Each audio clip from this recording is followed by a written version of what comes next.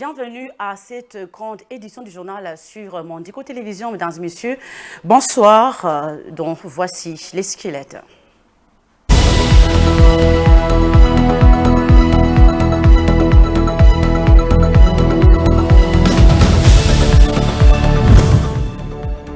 Autour d'un point de presse tenu le jeudi dernier, la plateforme Lamouka a, à travers sa coordination des opérations électorales, rejeté les résultats des dernières élections du 20 décembre après ce monitoring du processus électoral.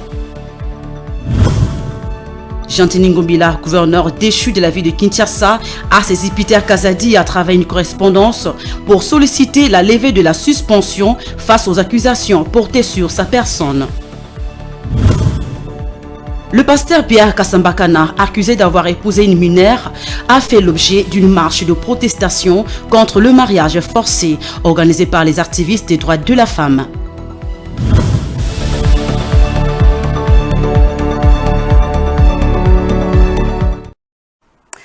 Voilà, comme annoncé dans le sommaire, dans une correspondance datée du 19 janvier adressée au vice-premier ministre, ministre de l'Intérieur, Peter Kazadi, l'ex-gouverneur de la ville de Kinshasa, Jantini Ngobila, sollicite la levée de la suspension face aux accusations portées contre sa personne. Ngobila a été destitué de ses fonctions pour fraude électorale et autres suivis. Dans une correspondance du 19 janvier 2024 adressée au vice-premier ministre, ministre de l'Intérieur, Sécurité et Affaires coutumières, Peter Kazadi Kankonde, Jantini Ngobila Mbaka, ex-gouverneur de la ville-province de Kinshasa, sollicite la levée de la suspension. Un mea culpa auprès du VPM de l'Intérieur. D'abord, Jantini Ngobila parle dans sa correspondance des accusations fallacieuses contre sa personne. En fait, toutes les accusations portées contre moi et contenues dans le communiqué de presse de la CENI, dont fraude électorale, vandalisme de matériel électoral et détention illégale de dev, sont fausses et la CENI n'a aucune preuve matérielle pouvant soutenir ces accusations contre ma personne. Je n'ai jamais organisé une fraude car je suis aimé par la population de la ville de Kinshasa et celle de la circonscription de Funa en particulier. Pour ces faits, Jantini Ngobila Mbaka demande d'être rétabli gouverneur de la ville-province de Kinshasa. Selon l'autorité morale du parti politique Alliance des Congolais progressistes ACP, les accusations de fraude électorale portées à sa charge, qui ont eu pour conséquence sa suspension, ne reposent sur aucune preuve. La coordination des opérations électorales de Lamouka, qu'elle en sigle, a présenté le jeudi 25 janvier au siège de cette plateforme qui a soutenu la candidature de Martin Fayulu à la présidentielle. Ces conclusions des élections générales en République démocratique du Congo du 20 décembre dernier, dont elle conteste les résultats. Rentrez là pour plus de détails dans ce reportage. Disproportionnelle entre les provinces. La coordination des opérations électorales de Lamouka Coel en sigle a présenté le jeudi 25 janvier 2024 les conclusions du processus électoral qu'elle a qualifié de simulacre d'élection. Devant le président de parti politique, membre de la plateforme Lamouka et la presse, cette structure persiste dans sa demande de la réorganisation des élections et la vérité des urnes après le travail de monitoring effectué avant, pendant et après le processus électoral. La COEL a effectué un travail de monitoring relevant de nombreuses irrégularités et opacités qui accompagnaient les activités de la CENI avant les élections. Les marchés de gré à gré, nombre de bureaux d'enrôlement et répartition des kits d'enrôlement disproportionnels entre les provinces, absence de la cartographie électorale, pas d'audit du fichier électoral, carte d'électeurs de mauvaise qualité, non-affichage des listes des électeurs en violation des articles 6 et 8 de la loi électorale. Nous voulons démontrer à l'opinion tant nationale qu'internationale que voler n'est pas bon et qu'aucune personne censée ne peut en âme et conscience dire qu'en RDC, il y a eu des dirigeants légitimes qui ont été élus par le peuple à travers les élections crédibles. Au regard de tout ce qui précède, le constat est amer. Il n'y a pas eu élection en décembre 2023 mais il y a eu plutôt un simulacre d'élection avec une fabrication de chiffres pour des tricheurs amateurs. La CENI, qu'on a voulu neutre et indépendante depuis le pacte républicain de Sun City, s'est comportée comme une machine sans scrupules à nommer le président de la République et les députés. Ainsi, c'est pourquoi nous rejetons tout simplement les résultats de ces simulacres d'élections de 2023 à tous les niveaux.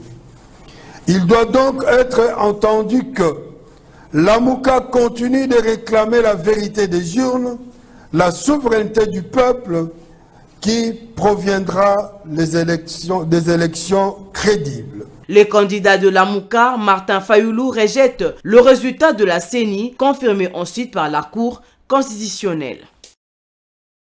Entre-temps, la création de la nouvelle plateforme politique nommée Pacte pour un Congo retrouvé au sein de l'Union sacrée par Vital Kamerhe et autres n'est fait pas unanimité à la majorité présidentielle si Augustin Kabuya le banalise. Alphonse Kapanda, cadre de l'UDPS, Tshisekedi lui parle des ambitions démesurées. Il les appelle tout simplement à la loyauté au chef de l'État, Félix Antoine Tshisekedi Tshilombo, propos recueillis par Rantaluela et Dio Tshilombo. C'est une surprise désagréable parce que je ne peux pas admettre des gens qui se sont convenus d'avoir une plateforme politique et qu'en son sein qu'on trouve encore des individus qui créent des sous-plateformes.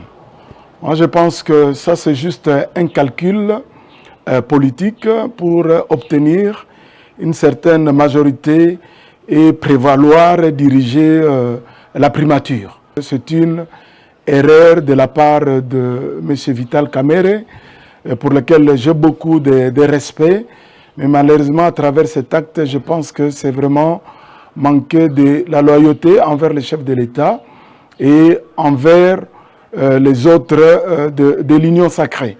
J'ai eu à entendre le chef de mon parti politique, M. Augustin Kabuya, minimiser ces faits, mais je pense quand même que c'est un fait gravissime, hein, parce qu'ils ont tous concouru pour que le chef de l'État ait un deuxième mandat et le soutenir jusqu'à la fin. Donc on ne va pas commencer dès le début de la deuxième mandature montrer son avidité du pouvoir. Moi je crois que ces gens doivent rester unis, ils doivent garder le même idéal, ils doivent poursuivre le même but. Ils ne doivent pas, dès le début comme ça, chercher à s'effrayer d'autres voies pour être au-dessus des autres. Je crois que le chef de l'Union sacrée, c'est le président Félix Antoine Tshisekedi Tshilombo. Et tous les gens doivent s'aligner comme un seul homme derrière le chef de cette plateforme politique. Ne soyons pas naïfs. Si les gens ont des visions démesurées, effectivement, on pourrait arriver à un éclatement. Raison pour laquelle nous nous en appelons à la loyauté. Moi, je crois que c'est ça le problème dans ces pays. Moi, je crois que du moment où nous avons trouvé un compromis, on a accepté de marcher ensemble, les gens doivent s'aligner et respecter leurs engagements. Il se tient à Kinshasa, au CEPA, dans la commune de la Gombe, du jeudi 25 janvier au vendredi 26, 2 jours de consultation de la jeunesse congolaise engagée dans la politique, regroupée au sein du mouvement Front des jeunes pour le sursaut patriotique FJSP Fati 20. Ceci dans le souci de soutenir la vision du chef de l'État au cours de son second mandat. Image commentaire. Le centre CEPAS a servi de cadre pour accueillir le jeudi 25 janvier 2024 le jeune engagé dans la politique et d'autres structures et organisations de la jeunesse pour réfléchir autour de maîtres mots qui divisent les Congolais en général et la jeunesse congolaise en particulier, afin de reconstruire le pays et soutenir la vision du chef de l'État, Félix Antoine Tshisekedi Tshilombo. Ces travaux de consultation de 2 jours poursuivent 3 objectifs dont l'accompagnement du chef de l'État, la responsabilisation de la jeunesse autour de la réélection de Félix Tshisekedi et tant d'autres. Ces travaux de consultation de jeunes de 2 jours poursuivent 3 objectifs, dont accompagner le chef de l'État, la responsabilisation de jeunes autour de la réélection de Félix Tshisekedi et autres. Timothée Lenoir, à l'issue de ces assises, est né le Front de jeunes pour le sursaut patriotique Fachi 20. Timothée Lenoir revient ici sur la quintessence de ce 2 jours de consultation. Et il vient d'être créé, comme vous le savez tous, c'est le Front de jeunes pour les sursauts patriotiques, FGSP Fachi 20, avec évidemment 3 objectifs. Le premier, c'est d'accompagner le chef de l'État par rapport à son 2e mandat. Le deuxième, nous, la jeunesse congolaise, à 98%, c'est nous qui sommes allés voter le chef de l'État, lui donnant un 2e mandat. Nous demandons que l'informateur puisse sortir au niveau de la jeunesse. Et je me répète, j'insiste, au nom de tous mes amis, nous ne voulons pas avoir un jeune, comme on a l'habitude de dire à la quinoiserie, puis au petit ya, les petits D. Non, nous voulons un jeune choisi par la vision du chef de l'État. Et le 3e point de notre objectif, c'est d'avoir un quota de 25% au sein du gouvernement qui va arriver. Chers amis, n'oubliez pas une chose, la qualité de l'informateur démontrera la qualité du Premier ministre et automatiquement cette qualité du Premier ministre nous donnera un bon gouvernement. Parce qu'il est du devoir d'aider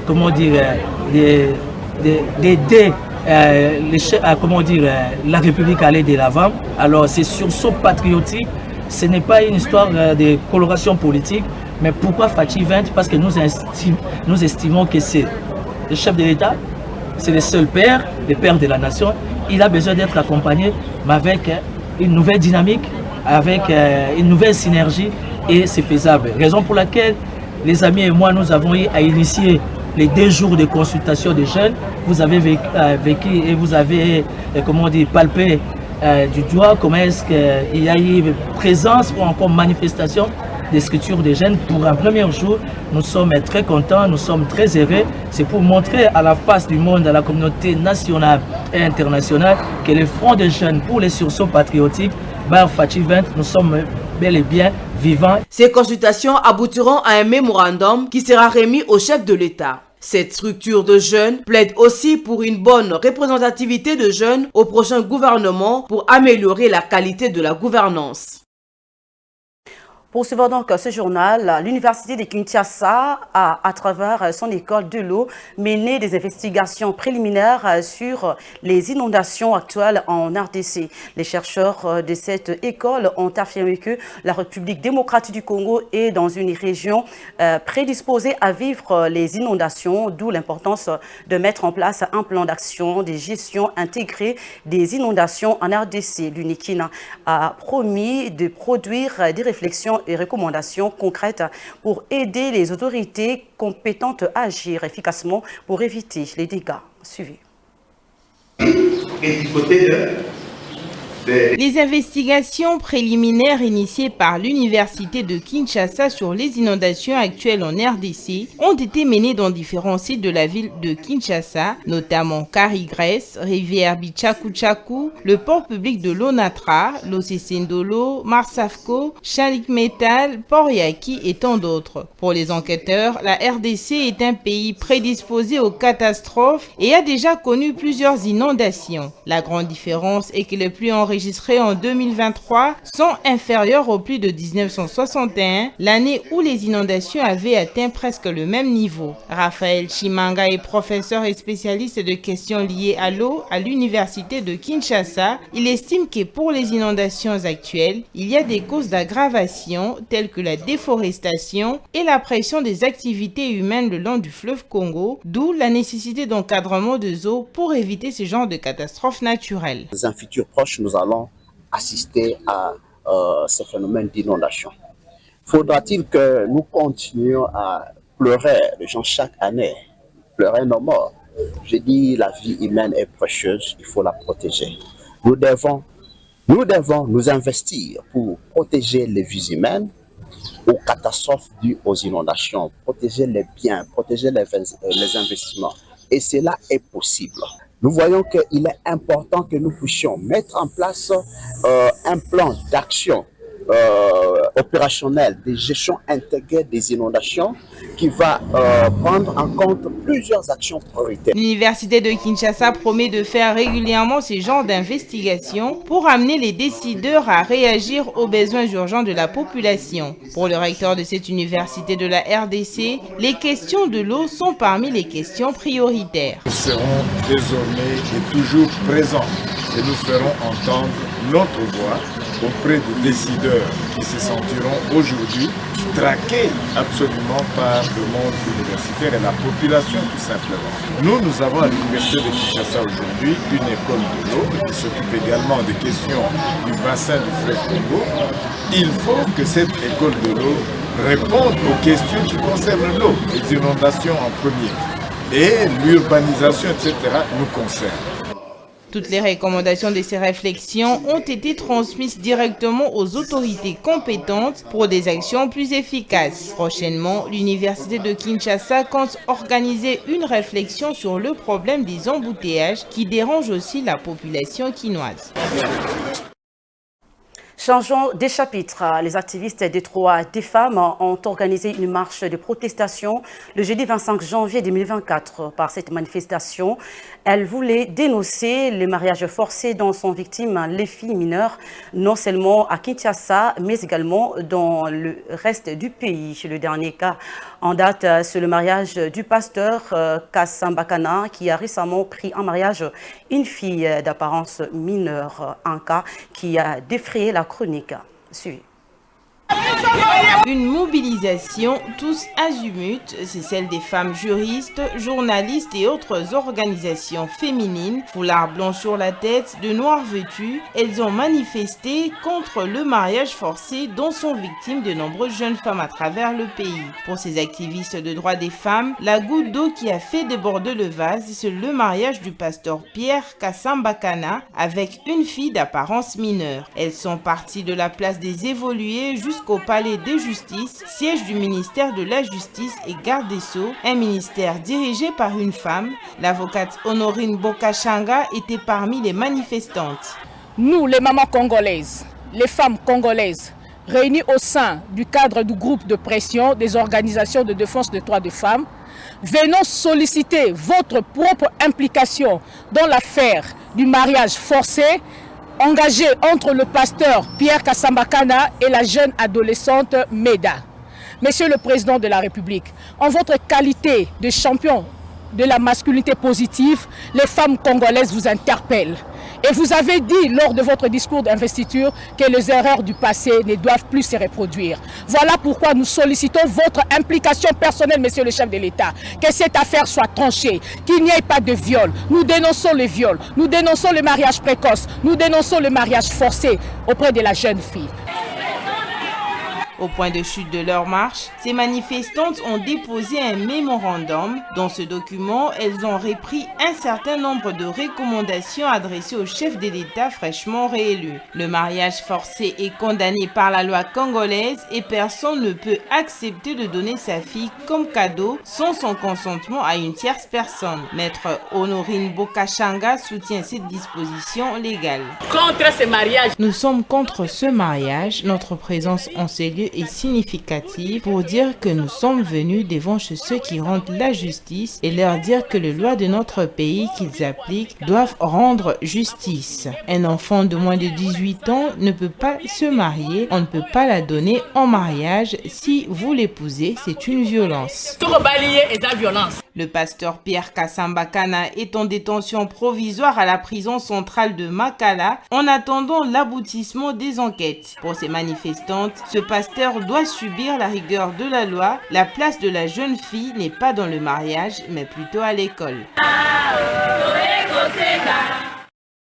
Bien, autre chose à présent, aménagé pour permettre une bonne circulation sur la voie publique, les séparateurs constituent présentement un danger pour les conducteurs. La plupart d'entre eux ont quitté leur emplacement et causent d'énormes dégâts sur la chaussée. Les usagers de la route interpellent les responsables à trouver des solutions quant à ce.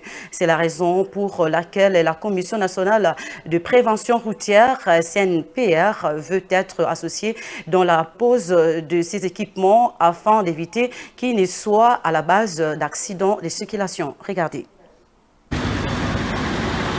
Les séparateurs ont été posés pour délimiter les bandes sur les grandes artères de la capitale. Cette séparation permet aux véhicules de bien rouler. En même temps, ils permettent aux passants de bien traverser. Au lieu d'assurer la sécurité des véhicules et des passants, ces séparateurs sont plutôt devenus cause d'insécurité sur certaines artères où elles ont été posées. Le risque devient croissant avec les conducteurs quinois dont la plupart ne respectent pas le code de la route. Mis sur le banc des accusés, les conducteurs interpellent à leur tour les responsables qui gèrent la voirie urbaine à faire face à leurs responsabilités. Il faut qu'on arrange ça parce que ça crée trop des accidents. Surtout les séparateurs qu'on voit qu'on a tracés sur les sauts des moutons. Au centre, la nuit comme ça, quelqu'un peut se perdre comme ça, c'est comme si les séparateurs, ce n'est pas du tout bien. Mais il y a d'autres séparateurs, on les trouve la nuit comme ça, on l'a déplacé, on l'a déposé dans une façon là qu'il ne faut pas déposer les séparateurs. Ce n'est pas bon, c'est toujours les dangers.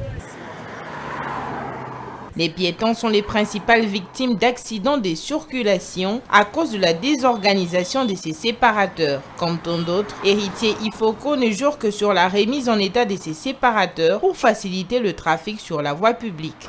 C'est de faire en sorte que le séparateur soit ramené à sa place.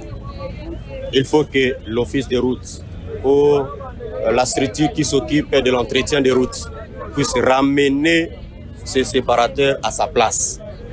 Parce que aussi longtemps que ce séparateur va occuper la place qui ne lui était pas destinée, ça va provoquer des accidents. La Commission nationale de prévention routière, CNPR ainsi, est un service technique du ministère de Transport qui mène des études sur la prévention et la sécurité routière. Ces services techniques proposent des mesures préventives au gouvernement. Pour son président, Robert Matalatala, la CNPR doit être consultée pour tout ce qui concerne la sécurité routière. Le fait que ces séparateurs soient à la base d'accidents est une préoccupation pour le service qu'il dirige. Nous remarquons qu'à certains endroits où on avait mis les séparateurs, il y a des conducteurs véreux qui viennent toucher ces séparateurs et par moment, ça désoriente les conducteurs et ça se détache à l'endroit où on les avait placés et ça occasionne beaucoup d'accidents.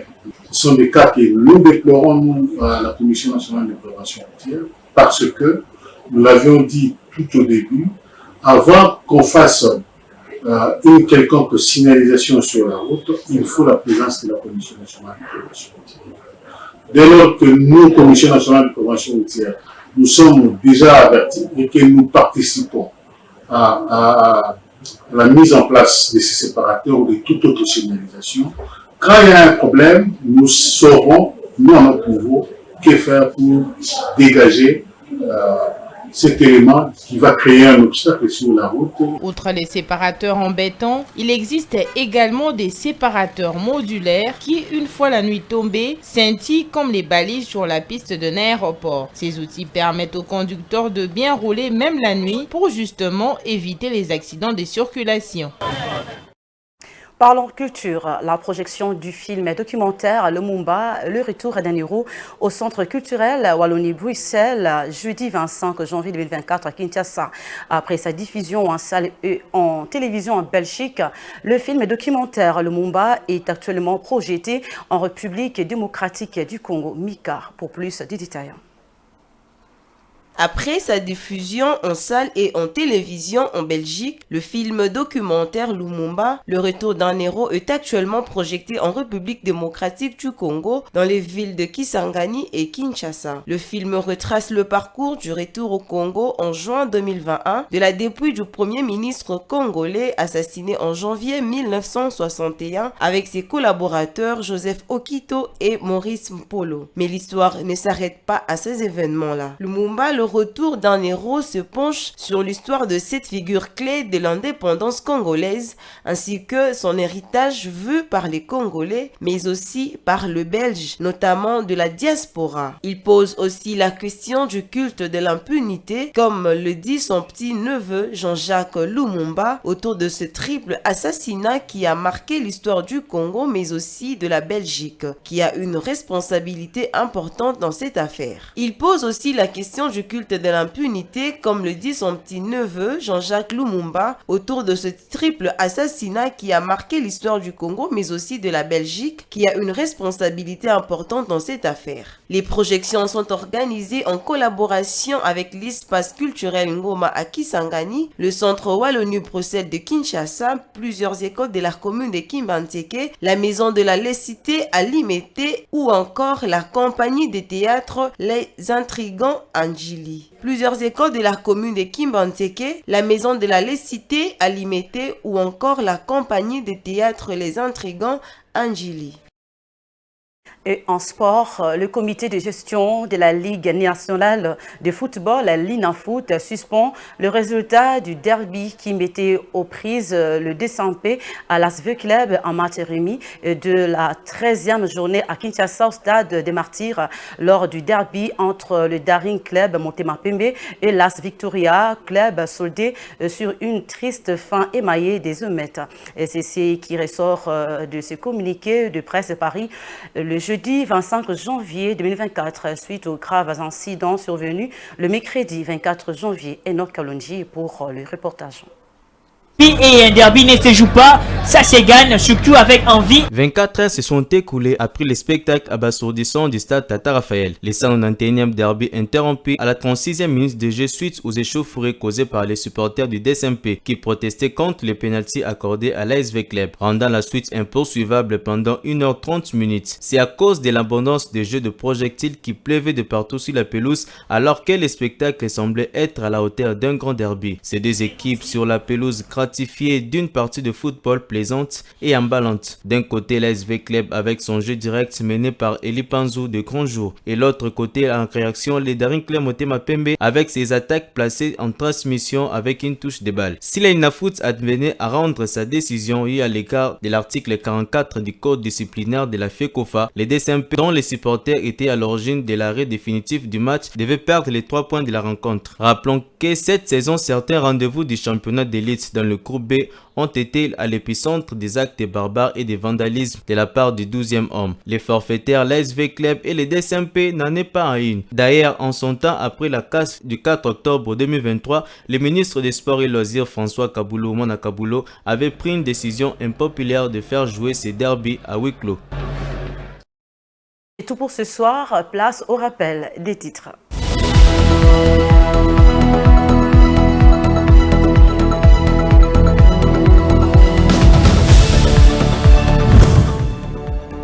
Autour d'un point de presse tenu le jeudi dernier, la plateforme Lamouka a, à travers sa coordination des opérations électorales, rejeté les résultats des dernières élections du 20 décembre après ce monitoring du processus électoral. Jean-Tini Ngombila, gouverneur déchu de la ville de Kinshasa, a saisi Peter Kazadi à travers une correspondance pour solliciter la levée de la suspension face aux accusations portées sur sa personne. Le pasteur Pierre Kassambakana, accusé d'avoir épousé une mineure, a fait l'objet d'une marche de protestation contre le mariage forcé organisé par les activistes des droits de la femme.